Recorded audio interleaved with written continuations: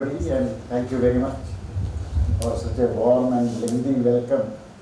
But the words said here did take me back in time, and I fondly recall that when I was called upon to set up the computer science department for IIT Bombay, that a department is not run by faculty but is run jointly by faculty and students. So we used to work 24/7, and I still remember the first batch students, how much they helped. And one of them is sitting here as Professor Tanani. So Tanani, please convey my thanks to. But this working 24/7 if required, and working in a focused fashion is something that I learned from the IIT system, and I tried to, and I can see that it happened not only there. Later on, as was said, for 2 months I was invited to assist in setting up things here. And that is the time when we worked. I worked in the what you call the computer center and the computer program here. So Chitray was also our student when he came here and joined. But I tell you, nothing can beat the great contributions done by Dr. Raman. And I am so happy that his name has been given to this hall. Extraordinary contributions. He was formally never my student, but he used to call himself my student. But I had the privilege of selecting him as professor. So, all their great days. First of all, thank you so much for agreeing to attend this talk. As I said, tackling the online confusion, back to this. I think the lights can be on. You can see that, right? Yes. Right. No. Let the lights be on. Let the lights be on. No problem. The slides can be attached to the recording separate as a separate file. No. So, I have deliberately given this title of tackling the online confusion because for last 2 years people have been talking about online. And very sadly, now they talk of offline. To actually represent face-to-face interaction, which is stupid. Because offline is actually a technical word, which means you are still working on computers, but you are not connected with the rest of it. So the offline term is used only in the context of using computers, not in the context of meeting people. So my humble request to you is, please stop using this terminology. You say we are back to face-to-face interaction, which sounds both natural, more meaningful, and what we actually need. So better than online. It was better than online. Well, much better now. Do I have any? You can change it. Next. Okay. So, very quick recap of conventional education. All of you are familiar with this. Content, delivery, and assessment are considered to be 3 pillars of education. Very sadly, you will notice that neither the word teaching nor the word learning appears in these 3 names. But these 3 are still pillars of whatever teaching learning happens. So classroom engagement is considered vital in the established model. All of us are familiar with it. Teacher delivers lectures. If I am a student, I listen to the teacher, or at least pretend to listen to the teacher when I am physically present here. And because I am present along with several other people, I do actually occasionally listen because I have nothing else to do. I am telling you the advantages of synchronous activity where people come together. There are occasional questions and discussions, assessments, mostly in the form of written examinations. There are a few written assignments that students have to submit, and for some subjects you might have tutorials, labs, and so on. End-sem examination or end-year examination decides the fate of a student in terms of getting some marks allocated for a particular subject, and that has been the pattern. Next. When I became a teacher in 71, for 2 or 3 years I used to be only a course associate or assistant to some other teachers. When I had my first course to teach, I asked this question to my senior teachers. When I have a class with many students, what should be the focus of my lecture? And invariably I was told that the correct wisdom is address the average of the class.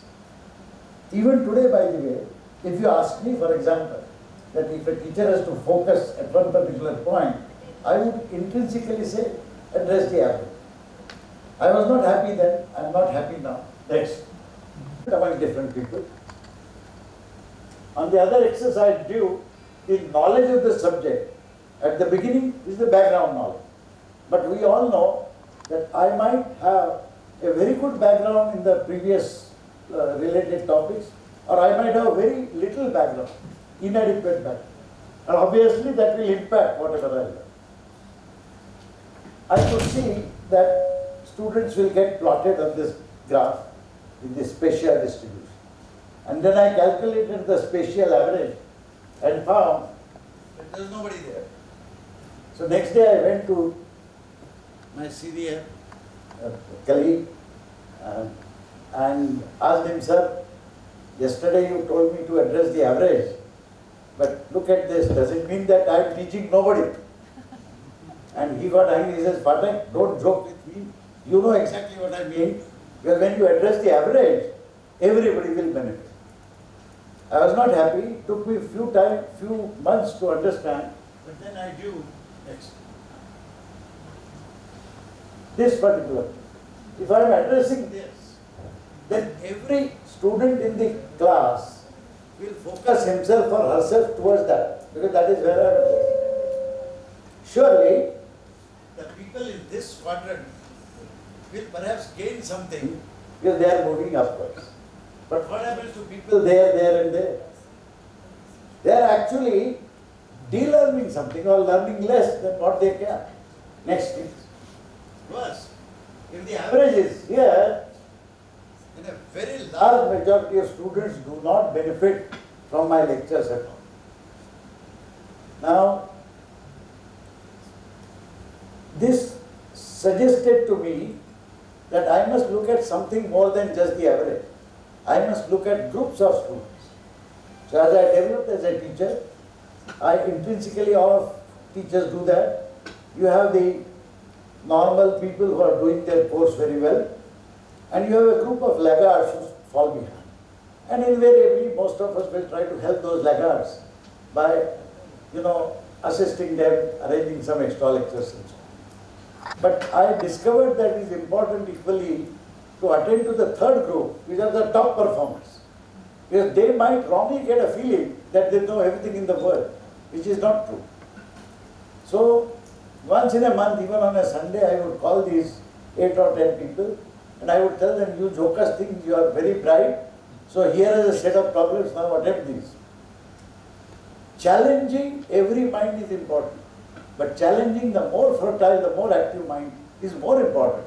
So those are the people who are probably capable of delivering non-linear contributions to the nation and society.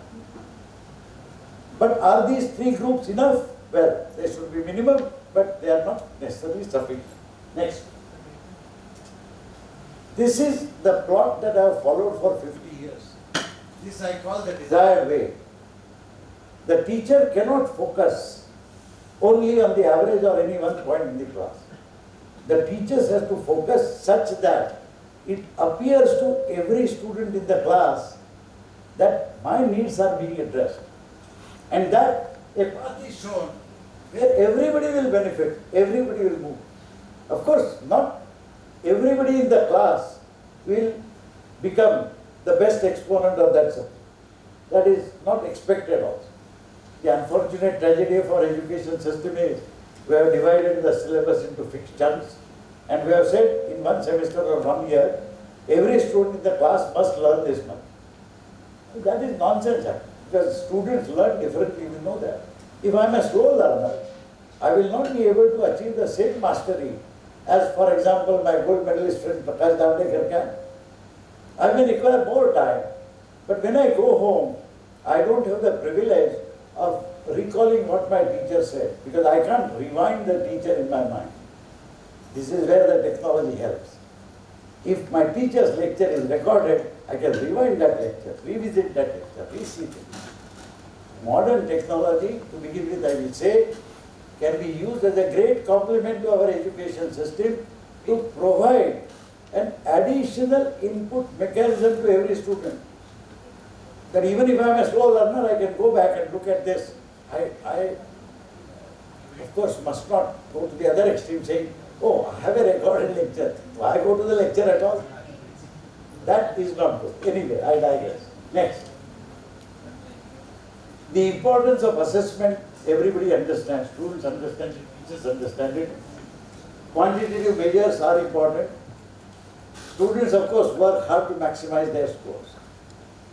And because they are as smart as the teachers are, in fact, they are usually smarter than the teachers in any given generation. That is how progress has been made by humanity. Okay? They try to minimize the effort. Human being is a natural optimizer. And minimize efforts, get maximum scores. Even parents judge the progress of their wards. Even industry selects people for employment based on the marks. So, these scores have become important.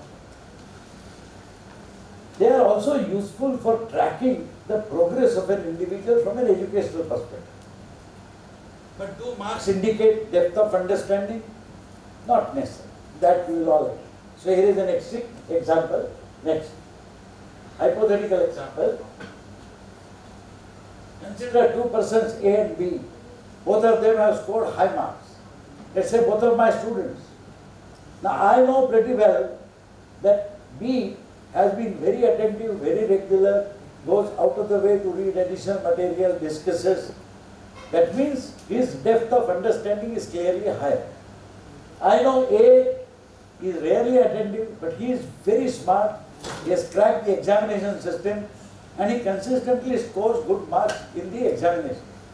Both of them have high marks, but both of them do not have the same depth of understanding.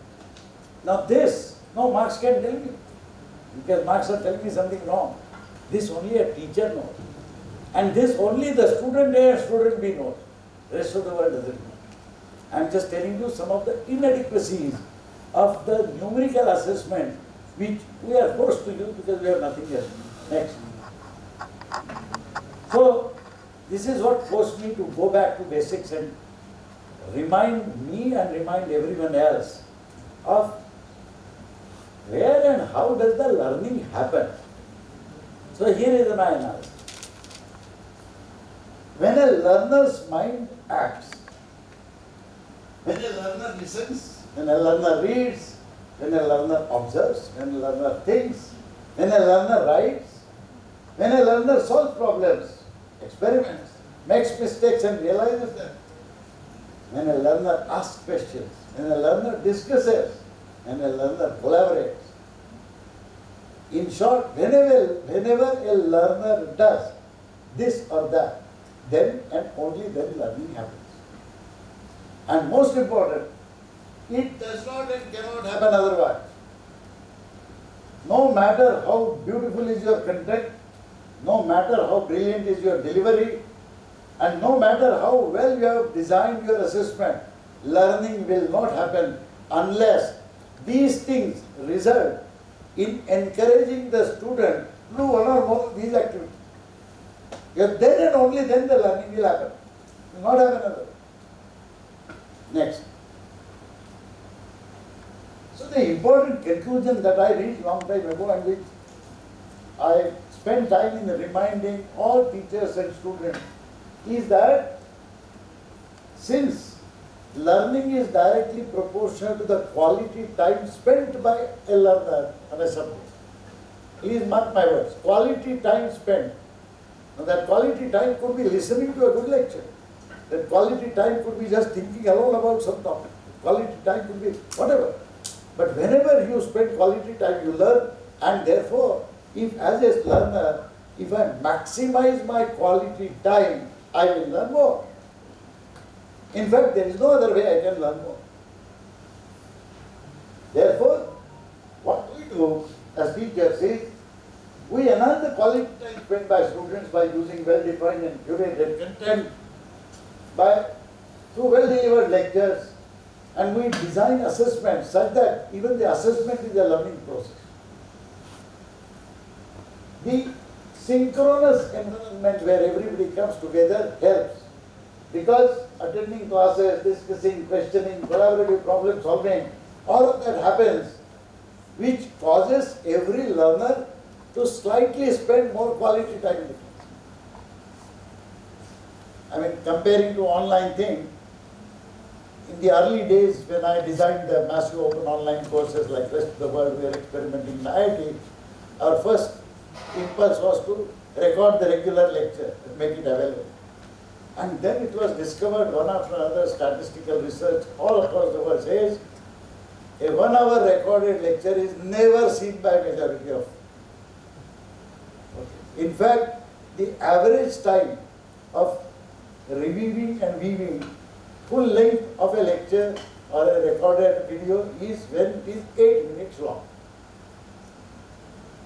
In fact, the television people understood this much earlier. You will notice that they have a commercial break after every 7.5 minutes.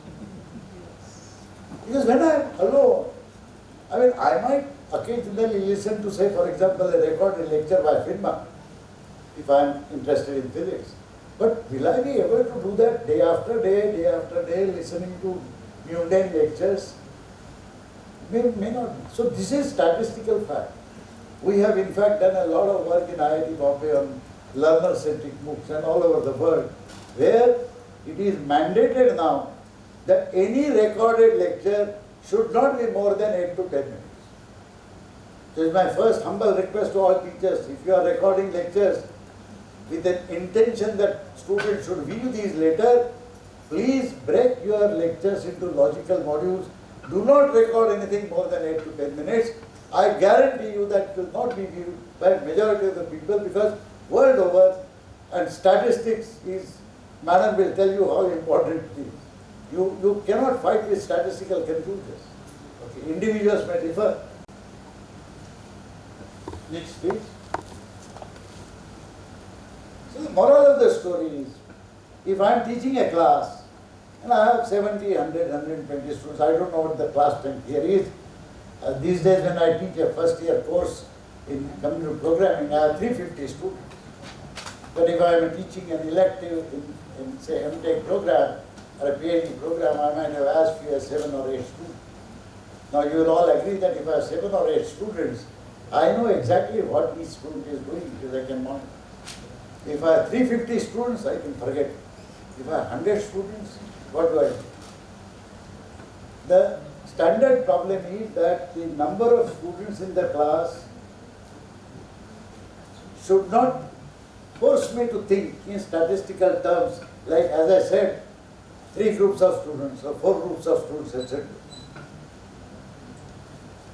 I may have 100 students in my class, but for each of those 100 students, I am the only teacher. And I believe that many of us teachers forget to remember this throughout. Why it is important? Please consider a doctor to whom you go for treatment. There are 50 patients sitting there. The doctor spends 2 minutes with every patient. Because for every patient, that is the only doctor. Do we do that with our students? Because we see them only collectively in a class. And therefore, we forget that my job as a teacher is not just to improve the average learning of the entire class, but I must ensure that each student learns the most he or she can. Of course, every student will learn differently, because every student is unique. But as a teacher, I believe it is my responsibility to ensure that every student in my class learns to the best of his or her abilities. And that learning will happen by the student, not by me. So I have to ensure that every student spends maximum quality time. And that I ensure it because I am accountable, I am responsible. I must reach out to every student therefore. And therefore the motto of my life as a teacher I have made, which I could articulate only in recent years, but I would humbly suggest that please consider this to be a motto: connect, relate and motivate. It does not mean that you do away with everything that you do normally. Of course you have to continue to deliver lectures, of course you have to continue to assess people, of course you have to continue to hold exams, you have to prepare content, everything you may have to do. But in addition to doing everything else, my suggestion is that as a teacher, my motto must be connect, relate and motivate to every student. Next. Technology we have seen in the last 2 years, classroom engagement was difficult, so massive open online courses which started in 2011 suddenly caught up. You would see a noticeable increase in the online registration courses offered on Swayam, or whether it is Coursera or whatever. People believe that MOOCs is a solution. Largely it's an asynchronous mechanism, as I said. Swayam, NPTEL, IIT Bombay, I don't know how many of you have heard about Diksha. Diksha is a platform which is used by a school. It is designed by a foundation called XTEP, which my student and friend Nandan Nilekani set up. It's also an open source platform like Open edX which we use. The entire school MOOCs platform, Diksha is arranged on this. And the amount of curated contents that NCERT and some of the states have put is remarkable. Let me assure you that I have not seen an equivalent work in open source content in any of the higher education initiatives. I think we have a lot to learn. Trouble is that whenever these platforms are being talked about or being used, we intrinsically tend to do more of the same. Whatever was being done, we just had to. We were giving lectures earlier, now we give online lectures. Many of you would have faced that, many of the students would have attended online lecture. Only the teacher is visible, all others, no face, only names are there. You don't even know whether there is a face there or not. If I am a clever student, I will log in and disappear. You may occasionally cheat by asking me a question by name. Then I will switch on only the audio and say, "Haan sir, thoda sochne dijiye," if I am awake at that point. You see, how do you expect me to focus my attention on just your face that I see on the screen? Whereas in the classroom I see so many people. And everybody is listening to the teacher, so I am forced to concentrate at least for some time on here. These two scenarios are not comparable. There are activities which can be done online which are immensely beneficial and cannot be done in a face-to-face education. But giving an online live lecture is not one, unless all students are visible to the teacher and they are visible to each other. Then and only then it would make sense in analyzing and simulating this environment. So, in my humble opinion, there is widespread confusion about the term online, and like any time you have a great confusion, you say what? There is an elephant in the room. Meaning there is a big problem.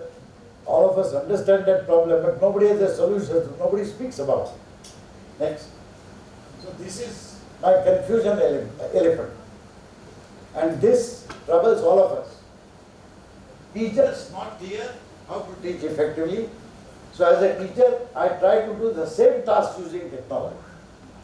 Students confused on how to learn effectively, so they faithfully concentrate on one thing which they understand best, focus on maximizing marks in exam. Do you agree that this is what will naturally happen? We have to break the jinx. And we need to use technology which can be used far more effectively to do better teaching and learning. Next.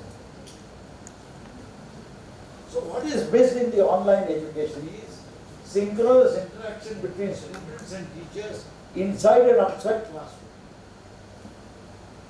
Interaction between students themselves. You see, when students come to a class, they come 10 minutes ahead or after the class, they spend 10 minutes, they chat with each other. They do not always chat about IPL, cricket or movies. They occasionally talk about what is being discussed also. Students and senior peers. This often happens in IIT hostels.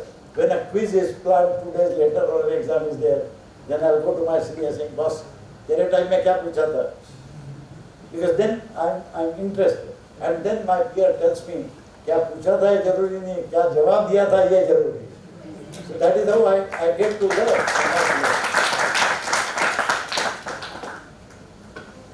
In an online mechanism, there is non-availability of daily schedule or timetable. Some schools have managed to announce a timetable and so on, but that timetable is not as rigorously followed as it is followed in a regular classroom environment.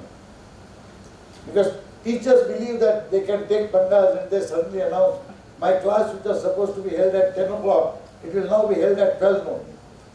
But 12 noon, the students might have another schedule day. There is huge confusion. There is no mechanism to synchronize or get together. Can quality time be spent by a learner when the learner is alone? I told you what would happen when I am attending a class supposedly from home. I told you what would happen when you give me a pre-recorded lecture to read. So it is possible, but it's very difficult for individual to focus. You know, we often quote Eklavya. I mean, he learned even without a guru. Just created a pratima of guru and learned. But in 4,000 of recorded history, even mythologically, we have only one Eklavya. So ordinary mortals like us, we need better mechanisms. And those better mechanisms, we all have to provide together. Teachers, students, universities and so on. Next. There are many things that you can do with technology. In this talk, since I have said, the motto that I wish to give to everyone is connect, relate and motivate. I am going to only suggest how to use technology to maximize your reach out. Ensure that use technology to maximize your reach out to largest number of individual students. At least all the needy students and all the top performers, as I said. Challenge the top performers with hard problems. I tell you, they will remember. I mean, I am privileged in IIT Bombay having taught for 50 years, and I somehow had this penchant for relating and connecting, so I used to spend time with students, not only in the classroom. Whenever I would go back from office to home at 1 o'clock or 2 o'clock in the night, I would often walk into a hostel and have a cup of tea with my students. And that relationship has remained. I have thousands of my students across the world who remember me not because I taught them this programming course or that course, but they said they had fun time with this teacher. And that is relationship. As I said, make each student in your class feel that the teacher is addressing his or her needs. Not easy to do that. In a large class, how do you do that? I'll digress a bit and tell you one technique which I used. When I used to have 50 or 60 students, I used to routinely merge all the names as soon as my academic office sent me the list. 350 students, I can't remember. As it is, I am getting forgetful.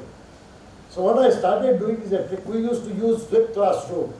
We never had lectures. We had only discussion sessions. All students were required to study the video recorded lectures at home before coming. And in the class, we will ask them questions, discuss and so on. So what I would do is, before every class, I would pick out 10 names from the list. Nowadays, the registration is online, so it includes photographs, so I could memorize the name and the face. And then, in that 1 hour lecture, whenever I have to ask a question, I will actually take one name and point to that student. I mean, initially, people felt it was unbelievable. How can this joker remember me by name and face? I never talked to him, I never told him that. But it did have a positive impact. Because I could feel myself. I am sitting there as a student and teacher says, hey Phatak, answer this question. I would be surprised, but I would be obliged that this teacher cares for me. Teacher knows my name. This trick is not very difficult to do, and I would humbly suggest use this trick to establish a rapport with individuals. Next. These are some of the useful technologies. All of you are familiar with them. Video recorded lectures we spoke about. Assessments. Multiple choice questions can be easily assessed. We use clicker on tab so that in every class I conduct a quiz. Earlier I used to tell them I want to test whether you have seen the videos or not, because that will help you in gaining knowledge. And we found consistently nobody was reading. Then my colleague, Mr. Kannan, and I decided that we should do a trick. We said, every day there will be a quiz containing half mark.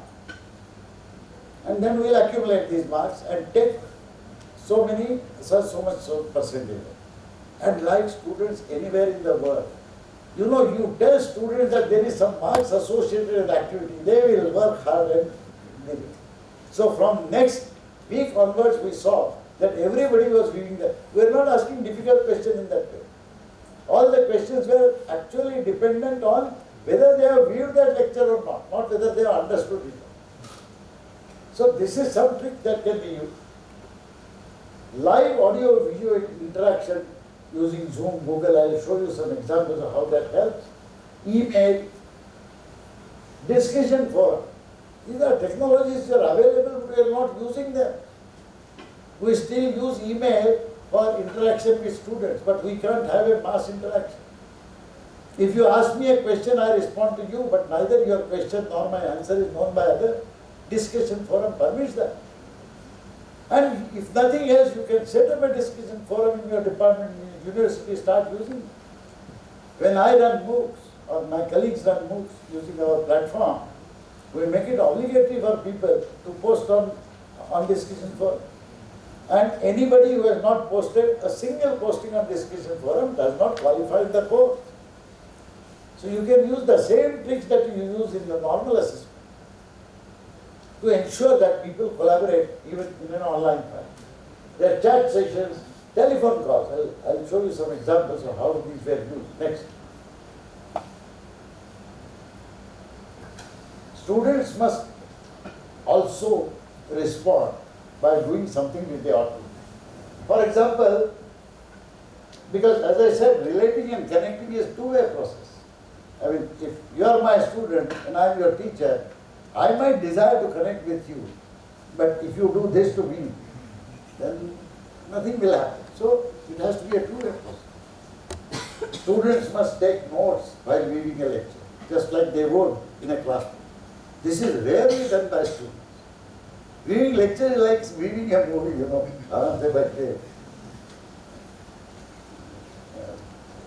शिक्षक कुछ बक रहा है, मैं कुछ सुन रहा हूँ और समझ में किसी को कुछ नहीं आया. ऐसा नहीं होना चाहिए. So you should take notes. Prepare for each session in advance, just like you do in normal classroom, and try hard to focus attention on discussions.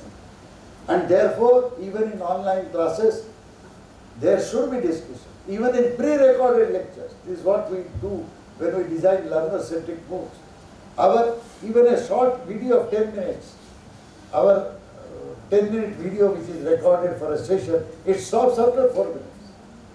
And the student is asked to do some activity resulting in a small MCQ. But the student, there is no way the video will progress further unless you do that. Now these are the things by which you actually make the student spend some quality time. Ask your doubts, don't hesitate. This is advice for the students.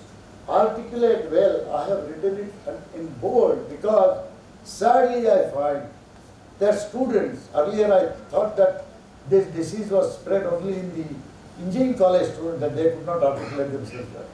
But I am sorry to say that it is spread all across the country. Maybe our own societal history is responsible for it. You see, as Indians, we talk a lot, we read a little, and we never write. We don't maintain diaries. Our history is written by friends. It is absolutely important, at least in this digital century, to perfect your skills of articulation. Please do not forget, no matter which field you are in, 50 to 60% of your success in whatever you are doing will be dependent upon your skills of articulation. And you must perfect them. Many of my friends have told me time and again, sir, English is not my mother tongue, therefore I make mistakes in writing. I laugh and say, all right, better. Write 10 sentences about yourself in Hindi.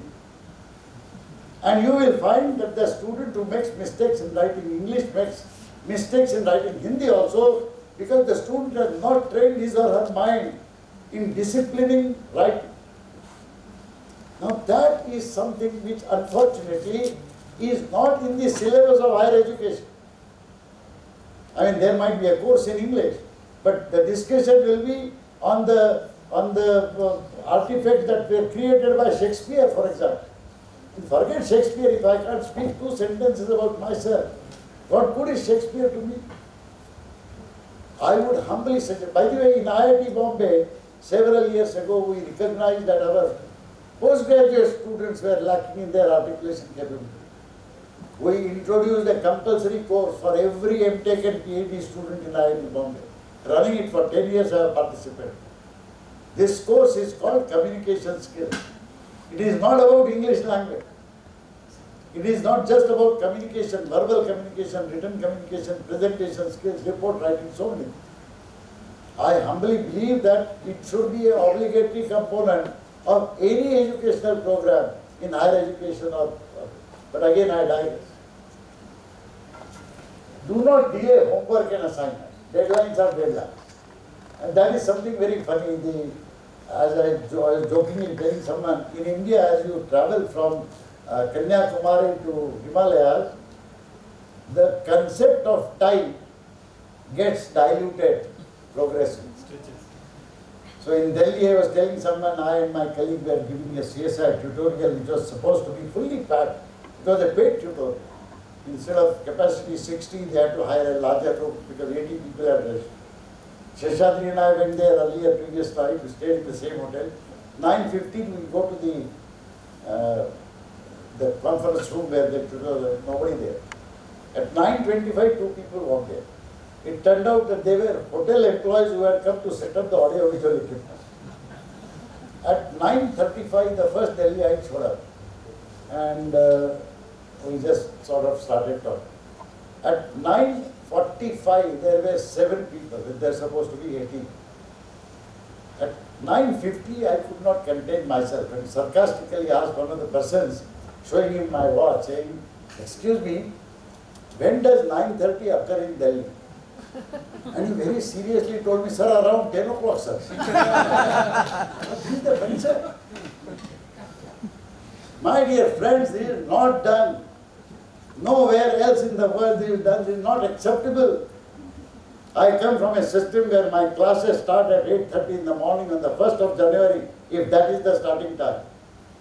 In 50 years, not for a single year or a semester, the result declaration date has been delayed. Now this is discipline. See, people talk about IITs and IITs. हम लोग कोई आकाश से नहीं गिरे. We are all from the same people, but we have been disciplined to follow an ethos. And this discipline cannot depend upon others. ये सब लोग ऐसे ही कर रहे हैं.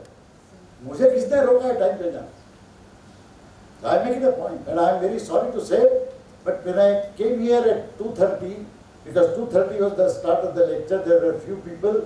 The first important person to walk in just 3 minutes later was Honorable Vice Chancellor. Now this is not done. Please spread the word. And if I am a teacher, and if I go late even by 5 minutes for my class, I am giving a message to my students, Salta. But if I am there 5 minutes before the class, people will observe and they will fall in line. This habit has to be recreated. My humble request to you is pay as much attention to this as you can, as individuals and as collectives. Develop a collaborative group of e-friends. So electronically discuss problems, doubts. Very rarely this is done. There are WhatsApp groups. In fact, social media teaches us so many things. But what is the discussion which is happening on WhatsApp group? It rarely happens about a particular course that you are working with. Why not use the same WhatsApp technology to do discussions on this? I have people. We used to run training programs for 10,000 teachers at a time. Teachers used to attend from 200, 300 remote centers. In one particular faculty development program, where it was rather a difficult program, we decided to honor the top performers, 253. My friend Dr. Anil Sastra, the chairman AICT, came personally to honor in IIT Bombay. Those 253 people have set up a WhatsApp group. Now there are much less number available, but 100 people are still active. I am fortunate to be included. I never have contributed, but I watch them and they interact. They talk about what practices they are following in their universities. They talk about what new things they are doing. It is easily possible to use fundamentally beautiful technologies which are available in what should I say, media for our benefit here as well. Next. 1 hour long lectures are not useful. Students are unable to retain focus. As I already said, attention focus is very small. So we talk of learner-centricness. Those of you who are interested, I am very proud that my own colleagues in our educational technology department, led by 2 very capable colleagues, Professor Sridhar here and Professor Sahana Murthy, have done enormous amount of work on learner-centricness. And much of that work is in open source, like these slides are, or like many other material is. You can try and benefit from that. So I will not go through these details, but you should be able to use existing lectures and repurpose them for teaching learning processes. So next few slides, I will, I'm sorry, I may take a plan for 1 hour, but I may take slightly more. Is that okay with you? Next. This is an example. So these examples I am quoting, they are slightly older examples, but based on this, a lot of research papers have been published, and we have learned a lot on how the MOOCs are to be designed and conducted, and we believe that some of the learnings from these online experiments could be useful to the larger gathering here of teachers and students. So this was a course which was being offered by a colleague of mine, Dr. Samir Sahasrabudhe, is an expert in animation. And this course was being taken by some 2,000 students. It was an online course. But we had these remote centers which we had established to set up a teachers training program. And some students from these colleges said that we would like to do this course in a blended mode, where one of our teachers will help us. Is that okay? We said fine. So this teacher from Rajkot was training these 100 students. And look at what we found. We have teaching assistants, by the way, for every online course. And they report anything untoward that is happening in the performance graph of the student. They all reported super performance. Every student had passed every quiz in the course. This normally does not happen in the IIT exam. Performance of these 100 students was best among 2,000 students. So Samir came to me saying, sir, what do I make out of this? I suspect. So I said, Tum jao Rajkot, you go to Rajkot, you find out. So he went to Rajkot.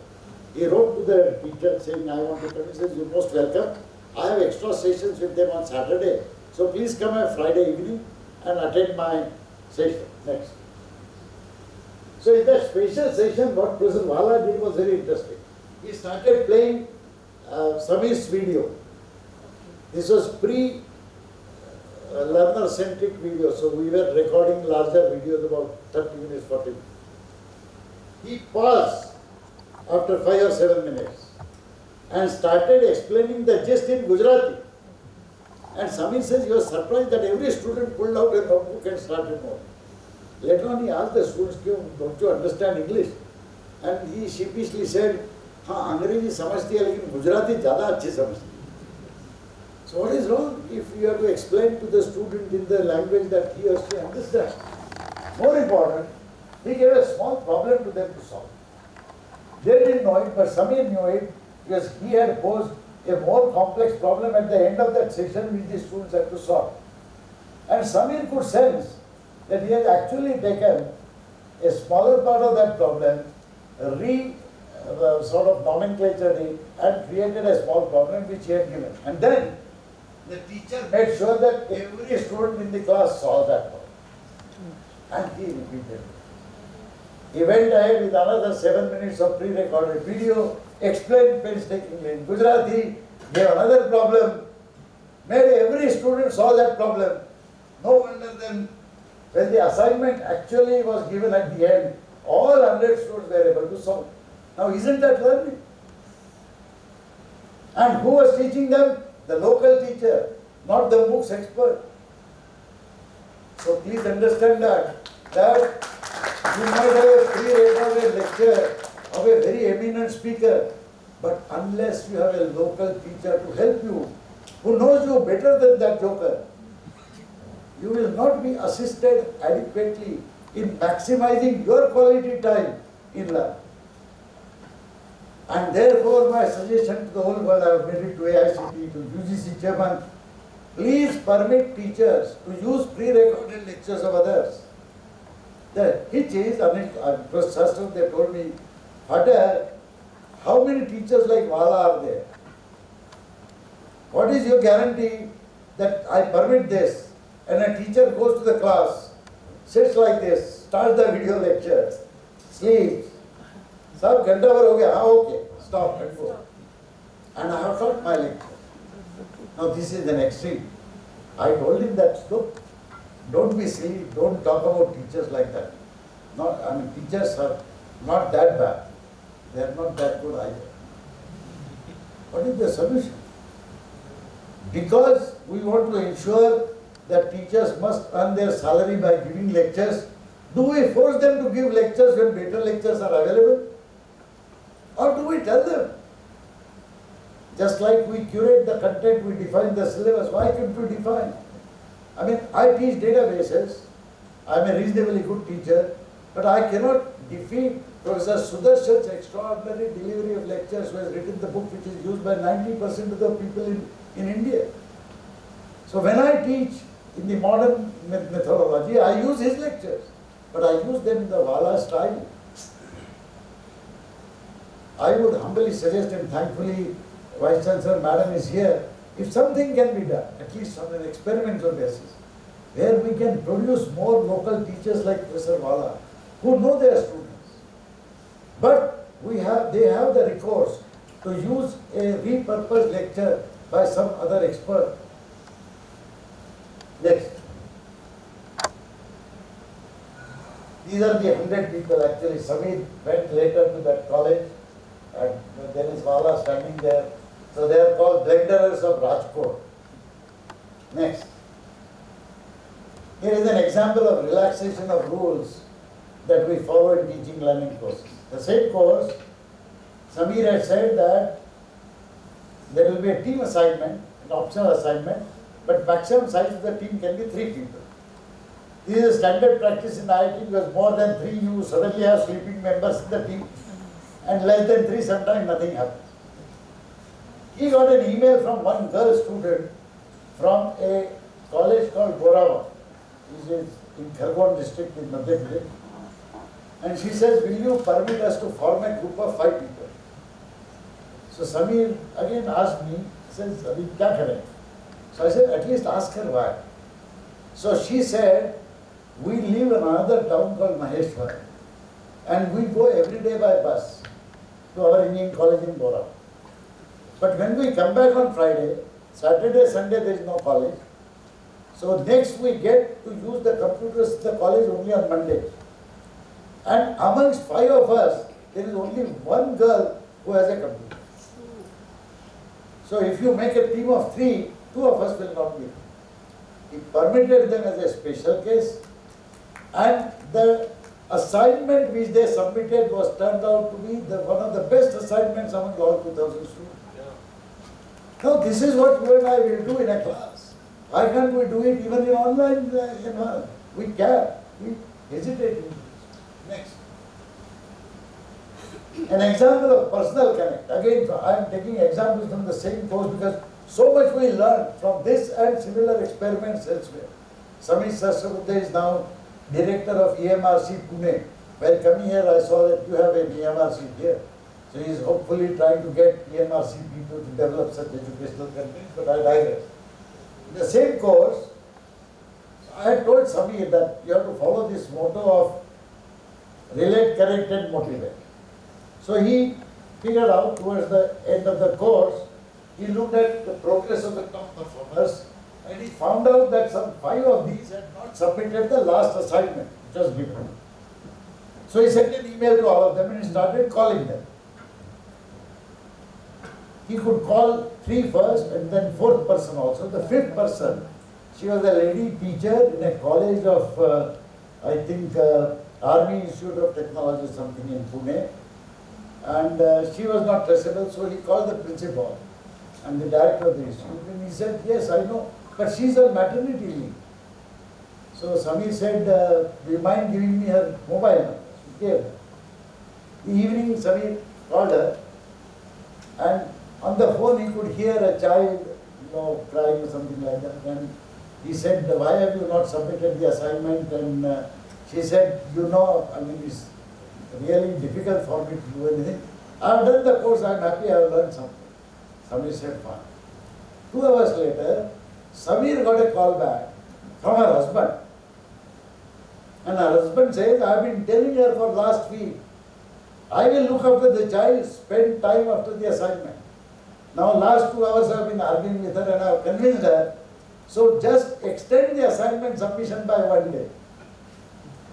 She submitted that assignment thanks to the support given by the husband, and again her assignment submission was one of the best in the course. So you see, simple things like personal connect can do wonderful things. But it has to happen from both sides, teachers and students. Next. Here are samples of visual interaction. When we conduct blended MOOCs program, people work online, and we then have classroom sessions like this. So this is one classroom, there could be 50 other classrooms. They are all connected on internet to us through a tool like AV we used to use. Next. So this course has 3,000 participants. Look at this group of students from a school from a college in Pandharpur. My colleague Professor Parthsarthi is asking a question. This is what we see in our teaching environment. But what students see is Professor Parthsarthi asking this question. And when the student is answering, all other students in remote centers see this exactly. Okay? Next. Here are 2 of my colleagues. This is a soft skills course we conducted recently. They asked a question and 2 hands were raised, you can see that. We have the video recording but not the photograph. These students were called in front, they came here and started explaining answering the question that was asked. Next. At that time, students in one college in Panipat were sitting here. Please notice, nobody is asking a question, nobody is answering a question. They are exactly like students sitting in a class when I am conversing with one student. But look at their faces. They are intently listening to whatever discussion is going on. Are they not learning? Technology can be used to reach out to masses, not only in online fashion, but even in this fashion. But we tend to use Zoom in a very conventional, mundane manner. Perhaps we can make use of it by asking people to come together in smaller numbers someplace and connect as a group so that we have a privilege of talking to individuals like that. Next. Towards the end, I would like to ask these questions to all of us. I have asked these questions to myself umpteen number of times, and I am guilty of not doing all of these as I should have, but I have tried to amend. Do I remember names and faces of all students? Of course I can't, but do I try? Very few people, I am so very happy that lady said yes, she does. And it's so very important element of connecting and relating. Do I interact with every student at least once? I once made a chart of how much time we spend in our teaching learning activities. Maximum time we spent in delivering lectures, large amount of time we spent in setting up exams and correcting exam papers, conducting exams. We have occasional question answers in the class. But I guarantee that in a large class there will be some students with whom we have never interacted even in one. And if you calculate the average time of your interaction with students in a semester, if you take the 100 students, divide the total time that you spend in interaction, it is less than 2.5 minutes in a semester. That is the average time you spend with the teacher and a student, and some students you never talk to about at all. So that needs to be changed. Use and drive the discussion forum, active, inactive students, encourage the inactive students, Acknowledge a good post in the forum, just as you would acknowledge a good answer in a classroom. Somebody posts something well, publicly say, I like this. Send personal emails, conduct chat sections, make phone and video calls wherever you feel sincere. It is not just that lady teacher alone, but even a person who is not doing well would feel enormously encouraged if a teacher calls me saying, "Kya ho gaya beta?" So, next. I will very quickly wrap up by listing some points which occur to me as an action agenda. Ensure use of learner-centric MOOC. Know more about learner-centric MOOC there. Use reference lectures for blended offering. Build and use open educational resource repositories, and the best repository I have seen is the NCRT repository, mainly for school education. Train and deploy teaching associates. IIT system works only because there are teaching associates. Other university systems, we don't use them. We have postgraduate school. Even in undergraduate classes, a good third-year student of a BSc or BCom program can actually help as a good teaching assistant in a first-year program. We rarely do that. A student will be happy to contribute because they at least get a certificate saying they were clear. This should be done. Mandate training for all teachers. This is not large training program that AICTE or UGC has designed. Simple training. Using IT for effective education, 8 to 10 week module, we are designing it and we are using it for training school teachers. We also use it for training college teachers. And the pedagogy for online blended education, some of the elements that you saw. So forget other training programs that teachers will do. But pandemic might be over. The technology is not going away anywhere. And we must use the best possible usage of this technology going forward. Therefore, I suggest this. Next. Never neglect the normal academic and administrative duties of a teacher. So, independent of whatever all I have said, this is all not in replacement of my normal duties, but in addition. Regular update, revision of my knowledge, timely conduct of classes, exams and results. I am tempted to tell you a story that happened in my own life. In IIT Bombay, we have a stipulation that for smaller courses, the results must be declared after the exam within 96 hours. Earlier, Senate had said 4 days, and some teachers said Saturday, Sunday not counted. Senate made again and said 96 hours. And academic office is kept open on Saturdays. For larger courses, now they permit 7 days. The protocol is after 4 days, if the results don't come, the next day, Dean immediately shoots out a letter to all the individual teachers and to the head. And if within next 24 hours, if the grades do not still come, then director invites them for a personal meeting. I had the privilege of once being invited. I was teaching CS Mama. And I had to go to attend a meeting in Delhi. I was involved in advising State Bank of India in their first hour master computerization. And when I went in, Professor Nag says, "Oh, Phatak, you know why I have called you?" I said, "Yes, sir." "So, you will not have a cup of tea today. Sit down." He said, "But you can have a cigarette." Then he asked me, then I said, "Sir, my teaching assistants have done everything. Till yesterday I had almost finished. But you know, final grading, I would like to check myself and we would like to go through that. And you know, because of this meeting here and before that there was a meeting with the Maharashtra government." He smiled and says, yeah. I have heard from so many people, you are doing such a beautiful work, you are helping so many people, governments, banks." And I thought, okay, yes, cool down. Then he continued smiling, he says, "Phatak, why don't you do that full time?"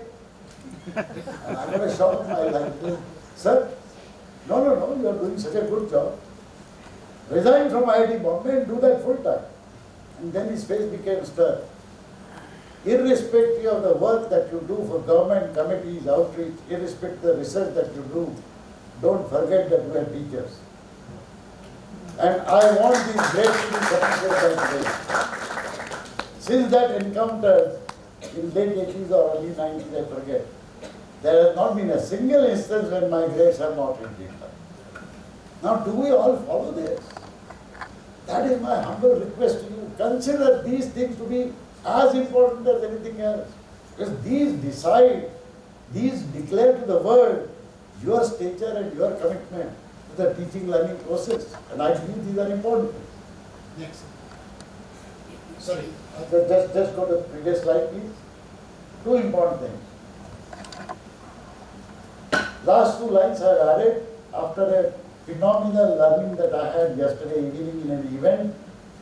The first line was stated by no other than our Honorable Vice Chancellor when she said, as a chief guest in our event, teachers and students must make synchronous efforts. It is not one-way street. I also mentioned that. I told her that I recall this word because Dr. Chidambaram had told me about synergy and how the efforts have to be in phase or something. But she immediately corrected me, say, no, synergy means synchronous energy, it's the same thing. I went home and thought about it. What he mentioned was coherent synergy, where the waves have to be in phase in order to make an impact. And since I see some younger students here, unless teachers and students work together, things will not change overnight. As a student, I have been behaving in my own fashion. As a teacher, I am taking pangas every day. So it will take some time. But together, if you decide to work, believe me, you can set up extraordinary traditions in a very short time. As Tanmani was a student in GSITS, where most students attended classes from 9 to 5. Ask him that his entire batch worked in late nights because they saw their teachers also working with them. And together we transformed that place. It became like a computer center in any IIT, and that is how it functioned. One word is symphony harmony. Yes. Symphony and harmony. Yes. Harmony is the word. So that's all I would say. And the last one, which my colleague Joshi mentioned, in terms of alumni. What happens is most of us forget our students when they get their degree and go out. We have alumni associations with various institutions, but the fact of life remains that the alumni associations in the institutions depend largely upon the individual faculty connect with their students. So if you are teachers, don't forget the students who have passed out. Occasionally write an email. Send them birthday greetings, remain connected. Then only they will feel that you care, therefore the institute cares, and therefore I should care for the institute. So this is the last suggestion I would like to make. Next. That's all. Any comments that you have? First of all, my apologies. I have taken too long a time, overstayed my welcome. But if there are any comments, you are most welcome to give them. These slides are in open source under CC BY 4.0 license. And the organizers are free to display them in the website or circulate them. That's all I would say. Thank you so much.